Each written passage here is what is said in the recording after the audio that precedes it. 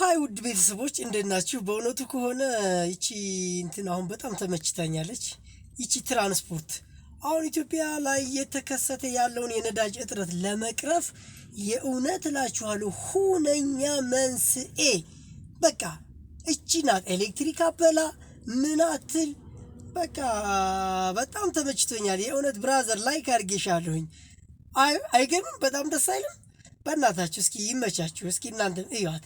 በቃ ሁላችሁም ይችን ትራንስፖርት ብትጠቀሙ በጣም የተቀደሰ ሀሳብ ነው። ኤሌክትሪክ አይበላም፣ ቆጣሪ የለውም። ትንሽ ፋንድሷ ነው ጭሷ ነው የሚያስቸግረው። ጭሷን ደግሞ የሆነ ሶሉሽን ይፈጠርላታል።